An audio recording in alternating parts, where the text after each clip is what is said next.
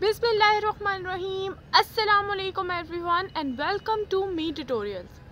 Before starting our new lecture, let me show you guys the solve worksheet of the previous lecture. The previous lecture was place value.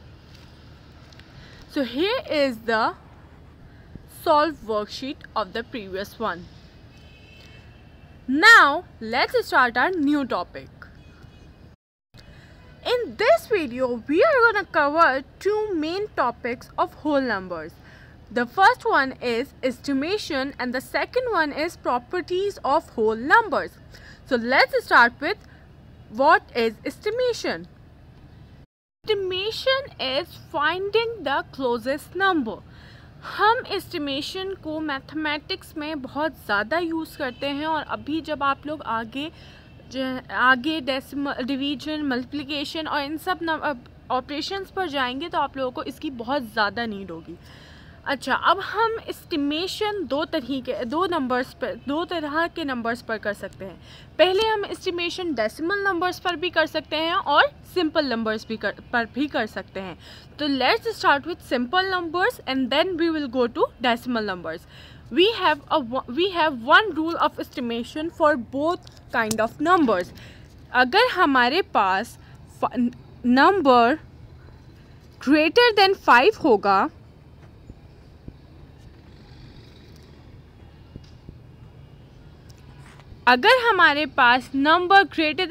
होगा तो हम उसको +1 हम उसमें add कर देंगे. और अगर हमारे पास number less than 5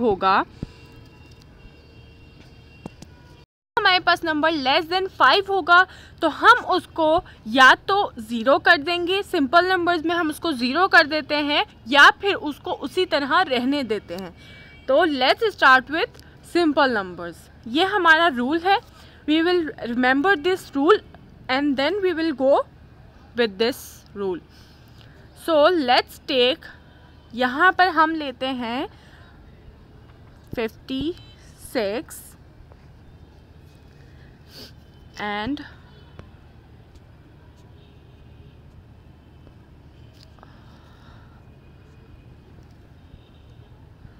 71. So here we have a simple number. हम इसको क्या करते हैं, अगर यहाँ पर जैसे कि हमारा रूल है हम यहाँ पर फॉर सपोज लिख देते हैं 60.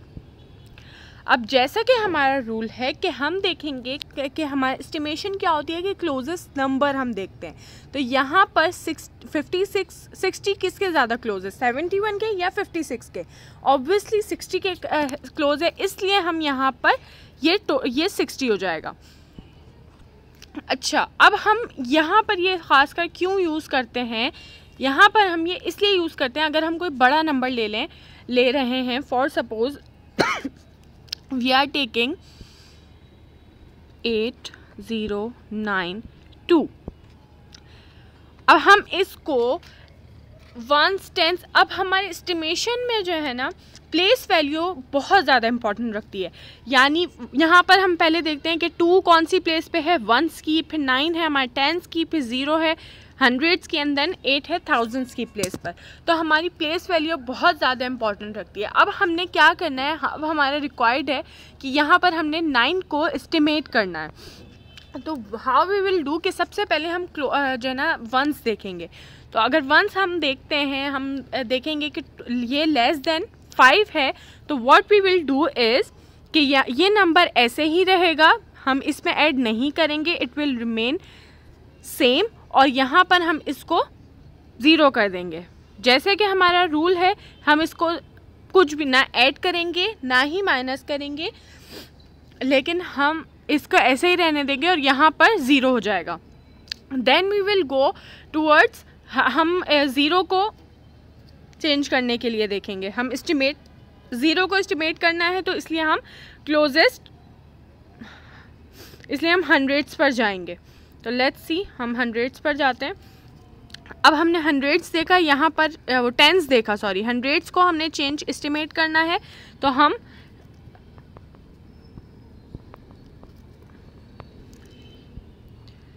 हमने हंड्रेड्स को एस्टिमेट करना है तो हम टेंस पर जाएंगे। अब हम टेंस देखते हैं कि हमारे पास टेंस यहाँ पर 9 है और 9 हमारा ग्रेटर देन 5 है, तो इट मीन्स कि यहाँ पर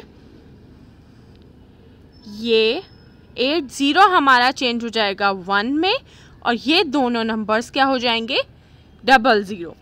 और फिर अब हम एस्टिमेशन में इसी तरह प्रोसेस चलता है, पहले हम 1 से फिर 10 फिर 100 फिर हम थाउजेंड्स पे आएंगे, एक एक करके आएंगे। तो अब हम यहाँ पर देखते हैं कि हमारे पास 8 है, हमने थाउजेंड्स को एस्टिमेट करना है, थाउजेंड्स वाले नंबर को, तो हम हंड्रेड्स वाले नंबर को देखेंगे विच इज़ 1।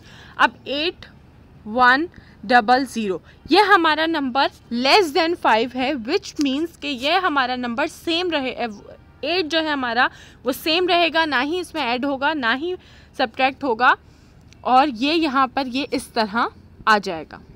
तो वी कैन सी कि हमने क्लोजेस्ट नंबर फाइंड किया 8092 का, विच इज़ 8000। इसी तरह अगर हम डेसिमल पे जाएं, लेट्स सी हम डेसिमल का कोशिश करते हैं डेसिमल को समझने की, तो हम डेसिमल में जाएं, इसमें भी हम सेम रूल अप्लाई करेंगे और हम रूल देखते हैं। हम 2-3 नंबर ले लेते हैं, हमने 2 नंबर्स लिए हैं, अब हम इसको एस्टिमेट करने की कोशिश करते हैं। स्पेशली हम एस्टिमेशन इन्हीं डेसिमल नंबर्स के लिए यूज़ करते हैं। आप लोगों ने देखा होगा कि अगर कोई हम लोग एवरेज वगैरह निकाल रहे हैं या जो है ना परसेंटेज वगैरह निकाल रहे हैं, तो हम इसमें ये चीज़ ज़्यादा यूज़ करते हैं। तो व्हाट वी विल डू कि हम यहाँ पर हमने इस पॉइंट को हटाना है, क्योंकि हमें अक्सर ये बताया जाता है कि डेसिमल के बाद वाले नंबर्स अक्सर बेमायने होते हैं, लेकिन एस्टिमेशन में डेसिमल के बाद वाले नंबर्स ही ज़्यादा इंपॉर्टेंस रखते हैं। अब यहाँ पर हम देखेंगे कि डेसिमल्स के बाद यहाँ पर 2 है, इट मीन्स कि 2 इज़ लेस देन 5। ऑब्वियसली 2 छोटा है 5 से, तो क्या होगा कि ये ऐसे ही रहेगा, इसमें ना ऐड होगा ना ही सब्ट्रैक्ट होगा, ये नंबर ऐसे ही रहेगा। अगर मैं यहाँ और यहाँ पर क्या हुआ, ये 0 हो गया, 0.0 हो जाएगा, जैसे अभी हमने ऊपर किया कि 0.0 हो गया। अब हम 0 को तो लिखते नहीं हैं, ये 0 हो गया, अब हम 0 को लिखते नहीं हैं पॉइंट्स के बाद, तो इट मीन्स कि हमारे पास नंबर क्या आया 63। अब हम ये 42 का नंबर देख लेते हैं। अब यहाँ पर डेसिमल के बाद क्या है, it is 6 is greater than 5, तो इट मीन्स कि यहाँ पर हमारा नंबर 1 ऐड होगा। यहाँ 42 है, इट मीन्स कि ये चेंज हो जाएगा 43 में। अच्छा, ये तो हो गया कि अगर ग्रेटर देन 5 है तो वी विल ऐड 1, और अगर लेस देन 5 है तो हम कुछ भी नहीं करेंगे, उसको हटा देंगे, उस नंबर को हटा देंगे और वहाँ पर कोई एडिशन या कुछ नहीं होगा। लेकिन अगर यहाँ पर लेट्स टेक 43.5, अब क्या होगा, यहाँ पर तो सारा जो है ना हमारा जो रूल्स है, हम यहाँ पर हमने ग्रेटर पढ़ा था या लेस पढ़ा था, हमने तो इक्वल वाला साइन पढ़ा ही नहीं था कि अगर इक्वल होगा 5 से 5 ही होगा। तो what we will do now, तो हम क्या करेंगे,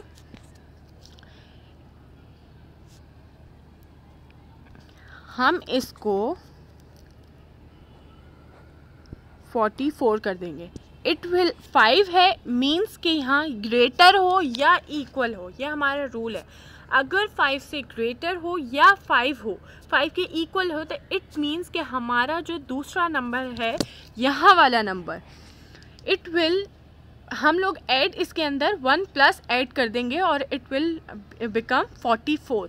और अगर यहाँ पर लेस देन है तो इट विल मीन ये 0, ये वाला पार्ट 0 हो जाएगा, ये वाला जिसको देखकर हम कर रहे थे वो 0 हो जाएगा और आगे वाला नंबर में कोई चेंजेस नहीं आएंगी।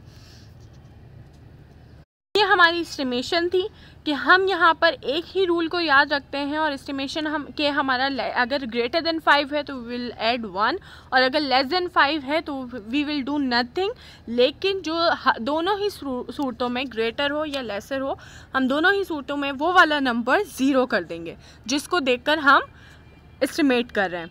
अच्छा, अब एस्टिमेशन का जो हमारा मकसद था कि हम क्लोजेस्ट नंबर को फाइंड करें, वो आप लोगों को समझ आ गया होगा कि हम क्यों यूज़ करते हैं और स्पेशली हम डेसिमल नंबर्स में ज़्यादा यूज़ करते हैं.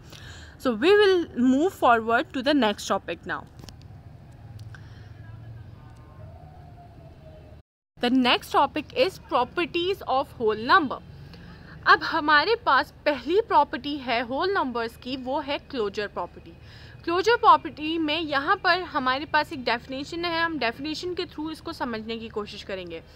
पहली हमारे पास क्लोजर प्रॉपर्टी में हमें ये कह रहे हैं कि इफ़ वी ऐड और multiply two whole numbers then the answer will also whole number. ये आंसर है, सॉरी ये आंसर है.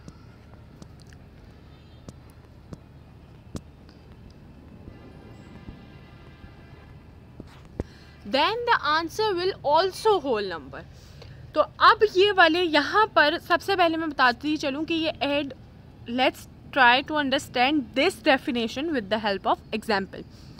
अब हमने होल नंबर लिया, जैसे कि हमने पहले ही लेक्चर में हमने ये सीखा था कि होल नंबर सिंपल इंटीजर्स होते हैं, इसमें कोई फ्रैक्शनल साइन नहीं होती, तो हम सिंपल होल नंबर लेते हैं. पहले 2, ये 2 भी होल नंबर है और 5 भी होल नंबर है. तो अगर हम इसको प्लस करेंगे, जैसे कि यहाँ लिखा है कि ऐड, तो अगर हमने ऐड किया तो क्या आया 7, which is also a whole number.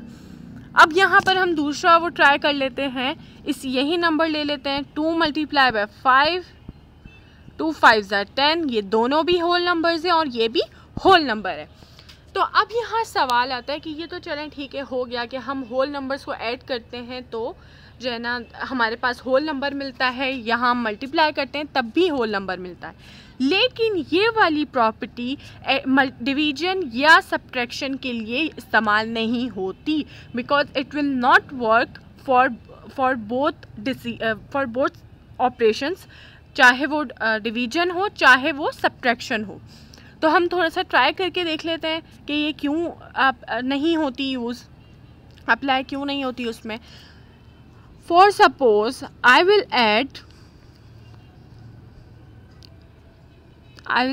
subtract 3 minus 4 1 equals to 1. अब ये तो हमारे पास होल नंबर आ गया, लेकिन जैसे कि मैंने कहा कि ये हमेशा काम नहीं करती. अगर मैं यहाँ पर 4 minus 6 करूँ तो इट विल बी -2, क्योंकि 4 हमारे पास छोटा है और 6 हमारे पास बड़ा है, तो हमारे पास क्या आंसर आएगा -2. तो व्हाट वी विल ऑब्जर्व कि यहाँ पर सब्ट्रैक्शन में या डिवीजन में भी यही होता है कि कभी काम करती है ये वाली प्रॉपर्टी, कभी वर्क करती है, कभी नहीं करती. इसी तरह सब्ट्रैक्शन में भी यही होता है कि यहाँ पर हमने देखा कि इस वाले, अगर हम ये वाले नंबर्स ले रहे हैं तो यहाँ पर ये वाली क्लोजर प्रॉपर्टी वर्क कर रही है, लेकिन अगर हमने थोड़े से नंबर्स चेंज किए हैं तो the closure property is not working in this situation. इसीलिए हर सिचुएशन में सिर्फ मल्टीप्लिकेशन और एडिशन में ही ये वाली प्रॉपर्टी वर्क करती है, चाहे हम नंबर पहले बड़ा लें या पहले छोटा लें या पहले को हम किसी भी वे से इसको मल्टीप्लाई ऐड करें, this property will always work. ये हमारी हो गई पहली property. Then we will see move towards second property which is commutative property. Commutative property हमारी कहती है कि changing in order of number will not affect the sum और प्रोडक्ट. ये वाली प्रॉपर्टी भी सब्ट्रैक्शन और डिवीजन के लिए काम नहीं करती. It will always work for addition and multiplication. तो अब हम देख लेते हैं ये वाले थ्रू एग्जाम्पल्स प्रॉपर्टी को समझने की कोशिश करते हैं कि ये क्या कह रही है. इस प्रॉपर्टी में कह रहा है कि हमारे पास ऑर्डर मैटर नहीं करता. फॉर सपोज मैंने 3 मल्टीप्लाई बाय 2 लिया है विच इज़ इक्वल टू 6. अगर मैं, जैसे कि इसने कहा कि ऑर्डर जो हमारा है वो मैटर नहीं करता, तो अगर मैं इसको ऐसे लिख दूंगी तो उसका आंसर भी 6 ही आएगा. तो इट्स प्रूफ कि हमारे पास मल्टीप्लिकेशन में ऑर्डर मैटर नहीं करता. अगर हम किसी भी तरह से इसको मल्टीप्लाई करें, the answer will remain same. अब हम यही प्रॉपर्टी हम प्लस के लिए, एडिशन के लिए भी देख लेते हैं. तो हमारे पास 4 + 7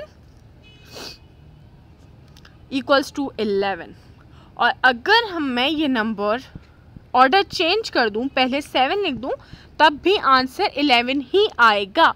तो इट मीन्स कि ये दोनों properties it will always work, this property it will always work for multiplication as well as addition। अब ये वाली प्रॉपर्टी जैसे मैंने कहा ना ही डिवीजन के लिए वर्क करती है ना ही सब्ट्रैक्शन के लिए वर्क करती है, सॉरी। तो कैसे देख लेते हैं कि कैसे नहीं करी, क्यों नहीं करी। तो अगर हमने लिया है 3 - 2, 3 - 2 = 1, ओके। अगर मैं इसका ऑर्डर चेंज कर दूं और 2 - 3 कर दूं, तो हम देखते हैं कि इसका आंसर आ रहा है -1। मतलब कि होल नंबर ही चेंज हो गया, पूरा नंबर हमारे पास चेंज हो गया। हमने यहाँ देखा कि यहाँ पर होल नंबर आ रहा है और यहाँ पर हमारे पास नेगेटिव में नंबर आ रहा है, यानी दोनों की वैल्यू चेंज हो गई है।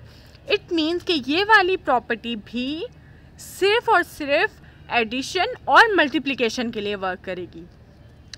So now let's move forward to the other property, next property। अब हमारे पास थर्ड प्रॉपर्टी है एसोसिएटिव प्रॉपर्टी। एसोसिएटिव प्रॉपर्टी में कह रहा है कि we can add or multiply in any order in the group, the order will not affect the sum or group or product। जैसे हमने कम्यूटेटिव प्रॉपर्टी में पढ़ा कि ऑर्डर मायने नहीं रखता मल्टीप्लिकेशन और एडिशन में, इसी तरह एसोसिएटिव में भी है। लेकिन इन द ग्रुप, यहाँ पर ग्रुप के मायने क्या है। फॉर सपोज हमने 3 नंबर लिए हैं, 2 × 1 × 3। अगर ये एक ऑर्डर है, ये ग्रुप है, ये नंबर ऑफ ग्रुप है। पहले हमारे पास पेयर था, अब हमारे पास ग्रुप है।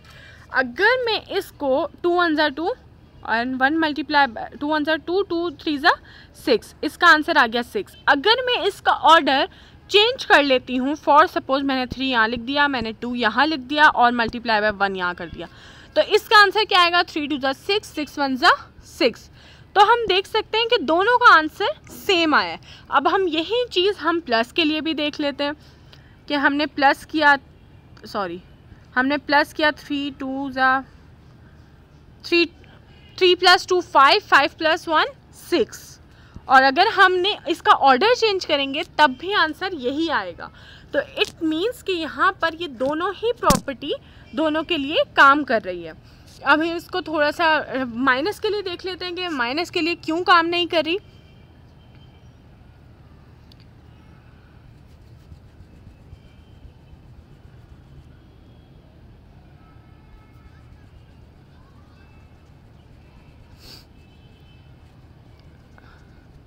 ये वाली प्रॉपर्टी माइनस के लिए इसलिए काम नहीं करेगी कि अगर हम 2 - 1 करते हैं और -3 करते हैं, यह हमारे पास नंबर है। 2 - 1 = 1 and 1 - 3 = -2। लेकिन अगर मैं इसका ऑर्डर चेंज करती हूँ,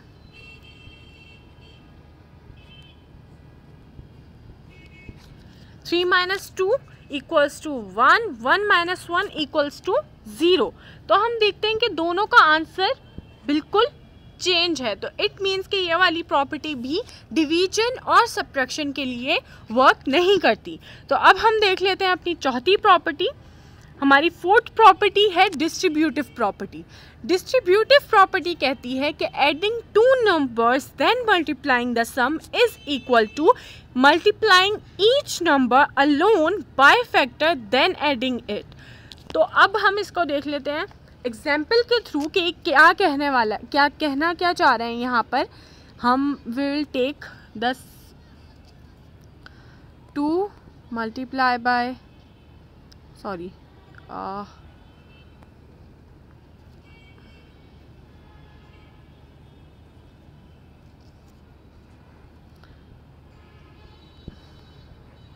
हमारे पास ये नंबर है। जैसे इन्होंने कहा कि एडिंग 2 नंबर्स, पहले 2 नंबर्स को ऐड करेंगे, 3 + 6 = 9 एंड मल्टीप्लाई बाय 2, यहाँ पर ब्रैकेट की जहाँ ब्रैकेट होती है इट मीन्स क्या होता है, हम मल्टीप्लाई करें, मल्टीप्लाई बाय 2, 2 9 18। अब हमने यहाँ पर पहला पार्ट वो किया, उसके बाद यहाँ कह रहा है is equal to multiplying each number यानी अलोन बाय फैक्टर। अब हमारे पास ये जो 2 है यहाँ पर ये एक फैक्टर है, इसको हम देखते हैं कि पहले हमने मल्टीप्लाई किया 2 एन और हमने इसको भी मल्टीप्लाई कर दिया और फिर क्या करें देन एडिंग इट। तो मीन्स कि हम यहाँ पर अगर ऐसे करते हैं 2 3 ज़ा 6 प्लस 2 6 ज़ा